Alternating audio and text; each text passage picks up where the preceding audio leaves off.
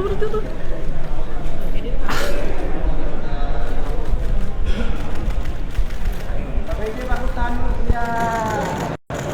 Mantap.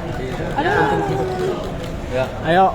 Pak. Ini gubernur ke-17 dulu, silakan. Jadi hari ini kami rampung pertama dengan gubernur ke-18 karena insya Allah dan sudah diputuskan bahwa pelantikan tanggal 6 Februari itu bersama-sama jadi gubernur terpilih, bupati terpilih, wali kota terpilih tanggal 6. Jadi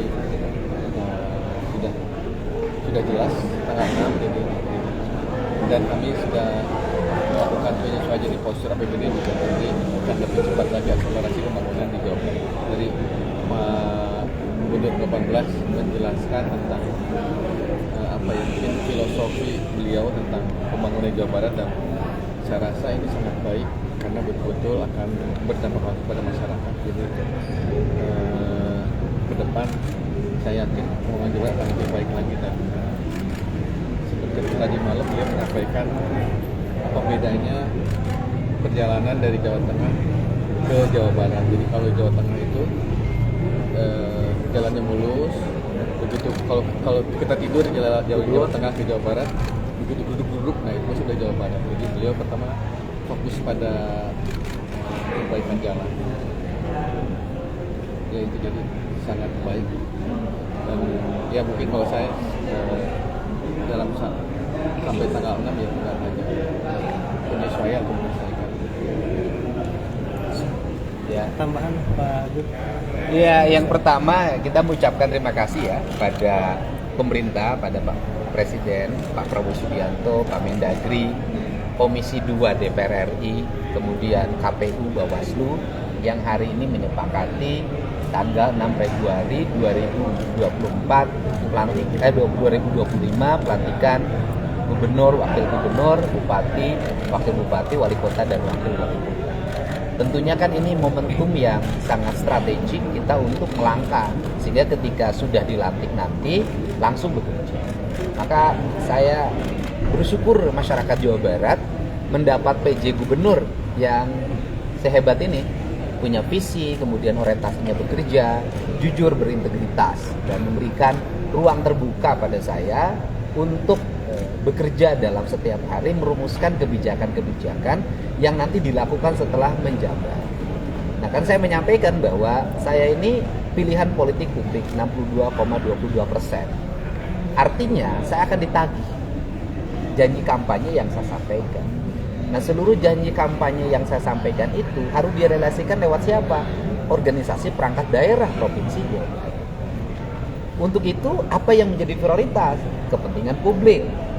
Layanan dasarnya apa? Layanan dasarnya layanan pendidikan, di mana anak-anak Jawa Barat bisa sekolahnya SMA.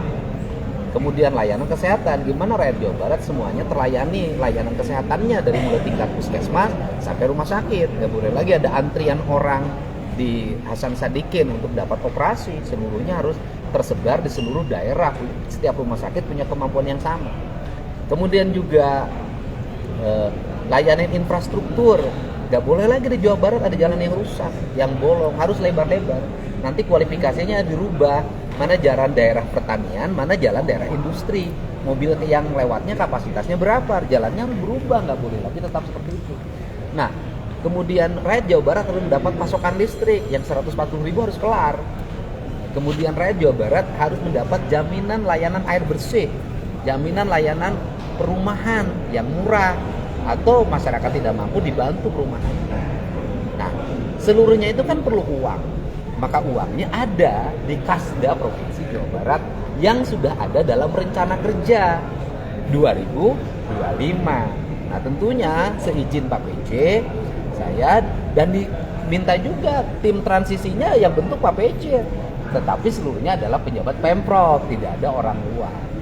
Nah, sehingga akan dilakukan perubahan-perubahan arah kebijakan keuangan yang akan diarahkan untuk belanja kepentingan publik yang real dirasakan langsung oleh masyarakat.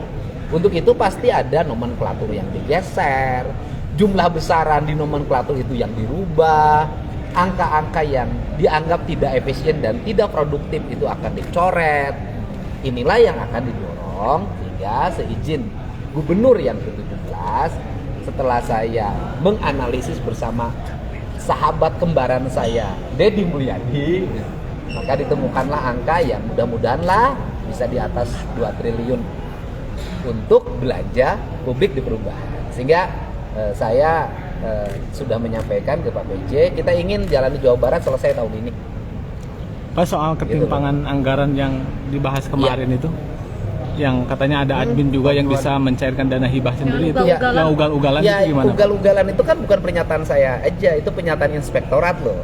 Jadi memang terjadilah pengelolaan keuangan di mana ada admin yang menguasai sistem sehingga dia bisa memasukkan anggaran, bisa memproses dan bisa mencairkan. Nah, ini kan ke depan harus segera ditertibkan sehingga anggaran di Jabar itu terkontrol dengan baik dan bermanfaat bagi kepentingan masyarakat. Dan yang paling utama, mulai saat ini seluruh OPD akan mengumumkan jumlah anggaran dan jenis kegiatan kepada masyarakat.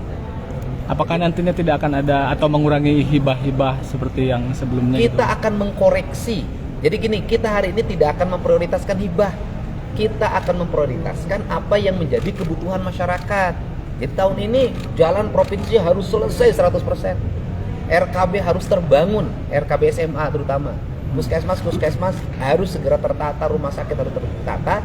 Tetapi tentunya prioritasnya hari ini adalah di dua, penyelesaian jalan provinsi dan kemudian penyelesaian 140.000 warga yang tidak punya listrik. Itu fokus utama ya. Dan menambah RKB baru untuk SMA dan SMP. Untuk Jabar, untuk penambang ilegal itu bagaimana Pak? Gimana? Untuk penambang ilegal. Penambang ilegal kan sudah ditutup oleh aparat kepolisian hari ini dan Satpol PP. Dan selanjutnya kami akan membuat tim. Kemarin kan sudah tuh saya tayangkan di channel saya untuk membuat tim apakah proses hukumnya akan arah kemana? Apakah pidana umum atau pidana khusus? Nanti tim yang memutuskan. Pak, untuk Banke akan di stop nggak sih Pak? Kan secara kan 6 triliun udah menyebar ke 27 kota kabupaten. Oh, kita tunda dulu. Kita tunda dulu dan diarahkan pada visi yang saya sampaikan tadi. Dan kemudian termasuk kan kita sudah sampaikan tuh sekarang pada publik, misalnya bantuan bagi hasil kan ada 6 triliun yang duit sudah diserahkan dalam bentuk bagi hasil. Dan kita sudah tegaskan bantuan bagi hasil itu 100% untuk jalan. Jadi pajak kendaraan bermotor 100% untuk jalan. Nah, jalan itu kan nanti ada kelengkapannya, ada marka jalan, ada PJU, ada trotoar, ada drainase. Nah, ini bagian dari kelengkapan. Tapi yang pertama sekarang jalan dulu. Setelah jalan nanti di PJU diterusin berikutnya. Jadi kita semua saya targetkan di dalam 2 tahun 2025-2026 seluruh jalan provinsi dari provinsi, kabupaten dan desa selesai. Pak, kalau soal ini